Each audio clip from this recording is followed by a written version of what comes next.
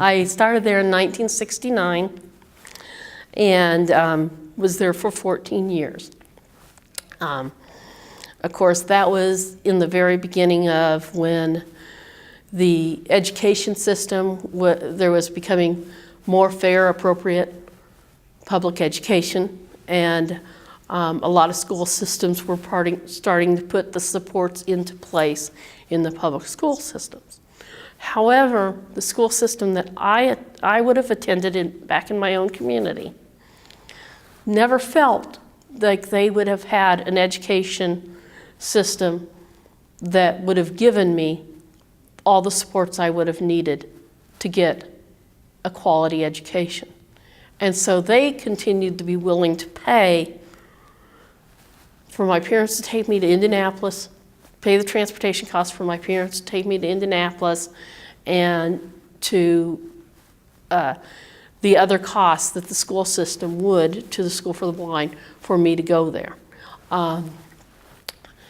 My experience was more of, it was hard, yes, it was hard in the beginning to be separated from my family.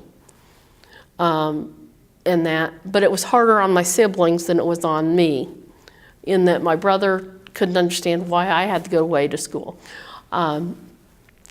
Once I got adjusted to being away and that, I hated going home on Friday, but I loved coming back on Sunday and that. And for 14 years I did that. I was very involved in leadership activities and sports and that throughout the years I was there. It was like having a second family. I today, and as I've grown in advocacy in that, if the opportunities to go to public school would have been there, yes, that's where I would have wanted to be, in my home community. But at the time I went to school there, that was the best option.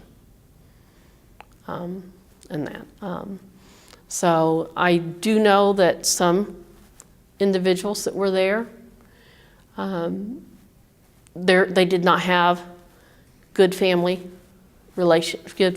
homes, and so it was almost like they were taken there, dropped off there, and only went home on vacations and that. My family was very supportive and that, and I can't say that, the choices they made for me at that point in time were what was the options that were best for me, and so I can't complain about it.